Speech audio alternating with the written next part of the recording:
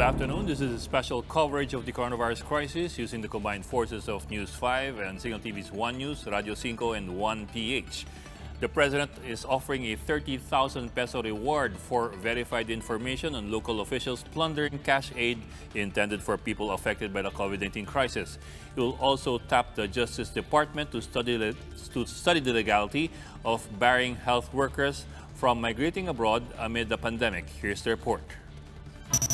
The distribution of cash aid under the Social Amelioration Program is still bombarded with complaints, mostly from affected families who have not yet received the promised financial aid from the government.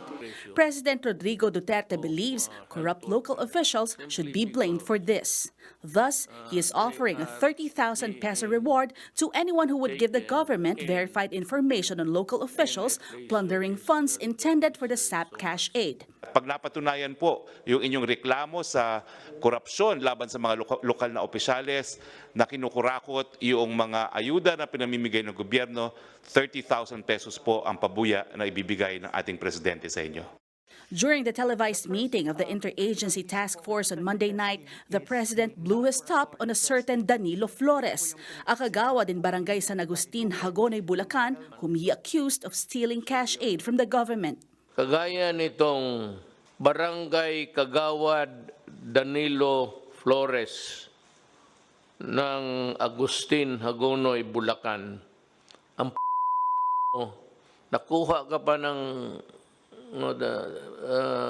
television na may ano doon, Grab, it's not Grab, it's actually a nakuha ka na hinihingi mo. Mahirap na nga, ikaw may trabaho ka na, kagawad ka, kukunin mo pa yung pera ng mahirap.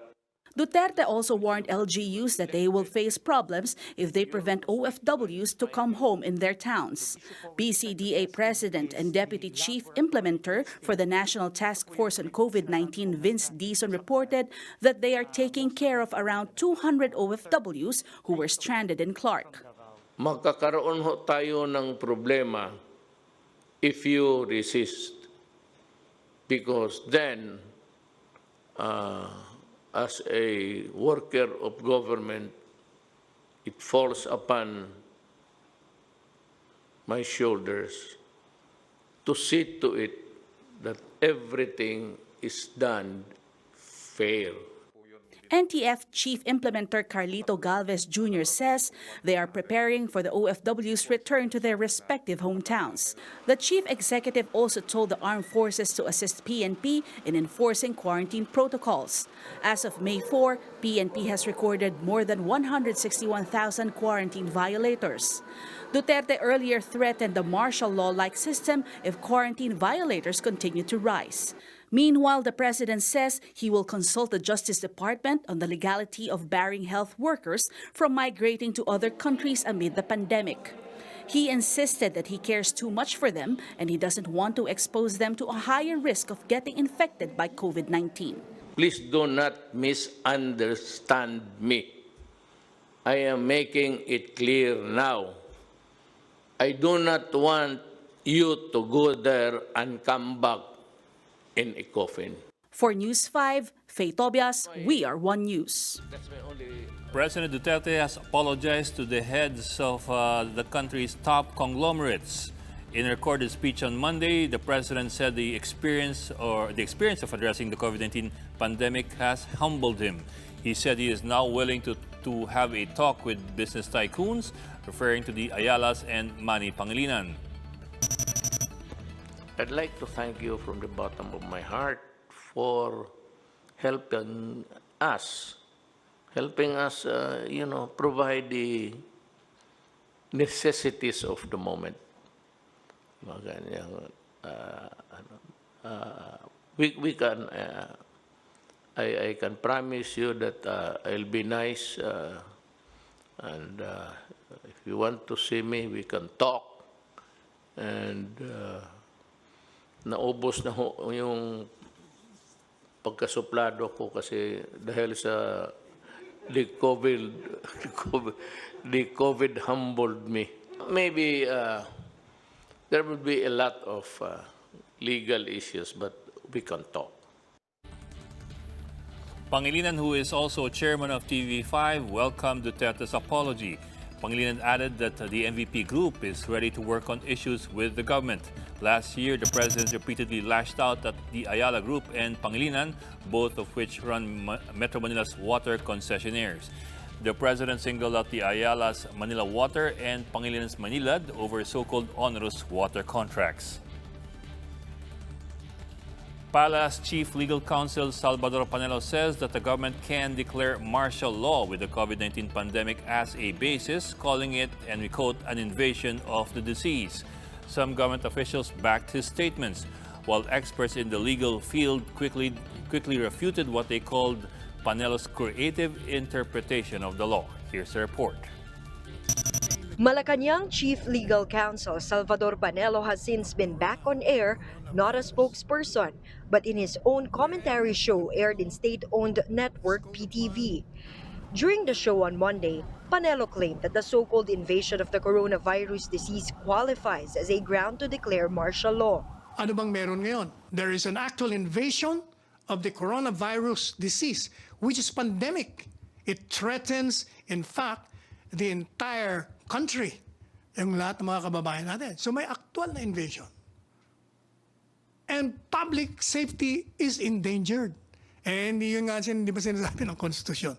Rebellion or invasion when public safety requires. As of the latest tally, the country has recorded more than 9,000 cases of COVID-19, along with at least 600 deaths.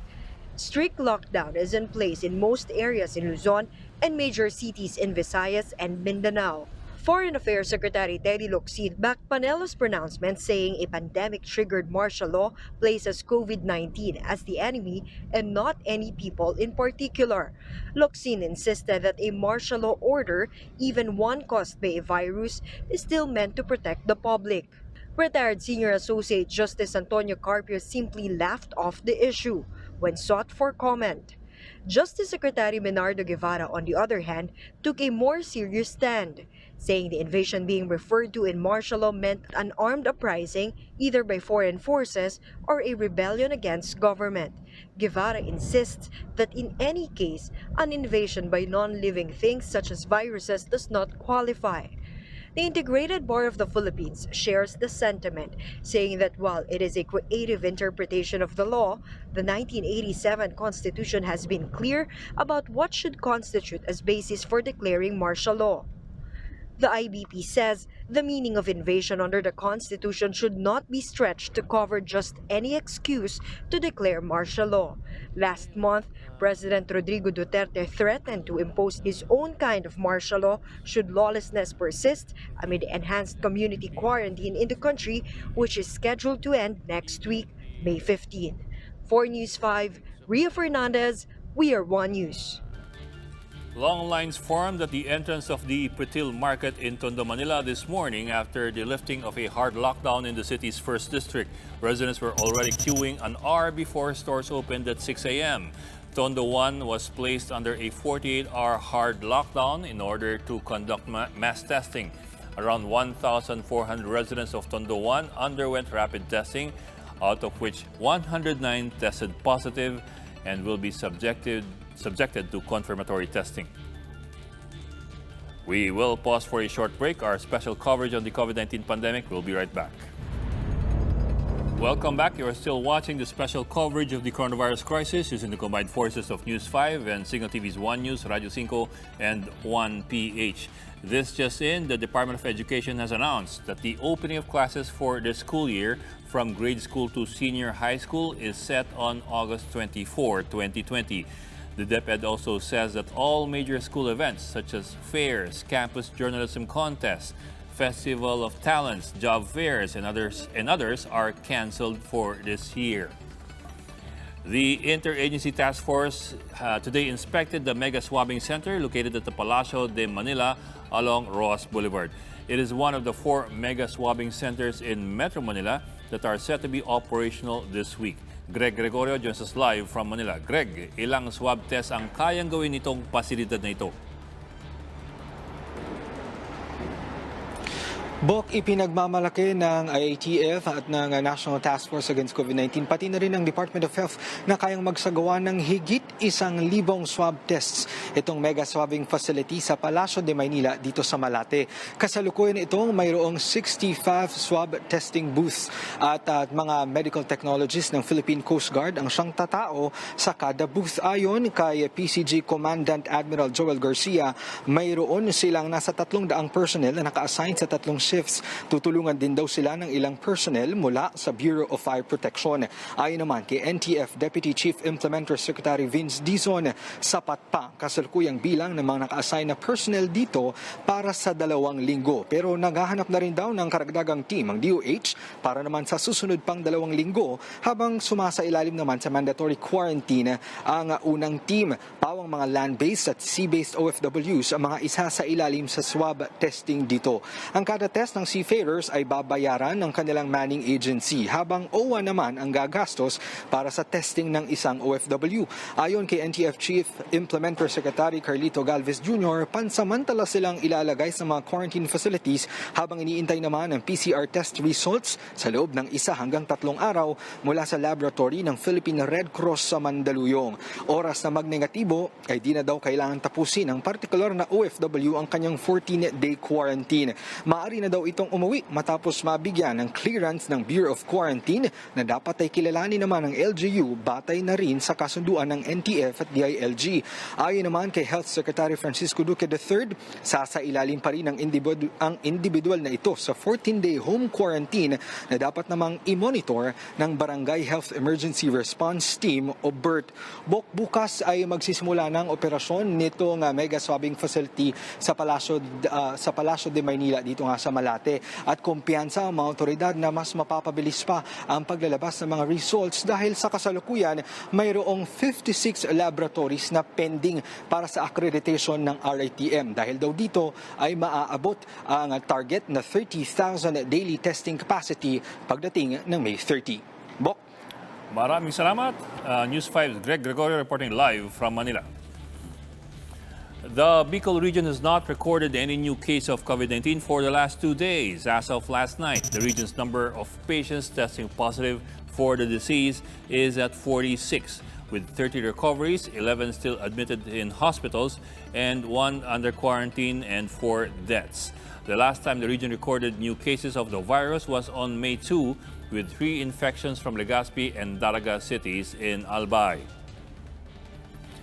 The Central Visayas Police Regional Office spiced up their way of reminding the public to practice good hygiene, featuring their own dance troupe.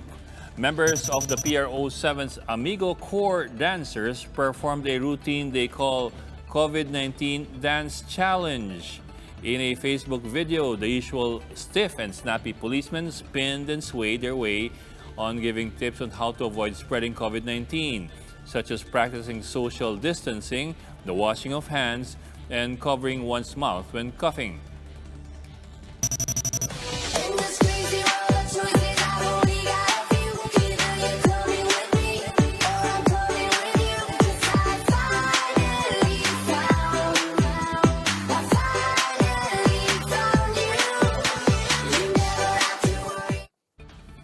And that's the latest on the enhanced and expanded community quarantine. For more updates, follow News 5, The Philippine Star, and Business World Online. I'm Enligao, and we throw you back to Malacanang's virtual press conference on the COVID-19 crisis.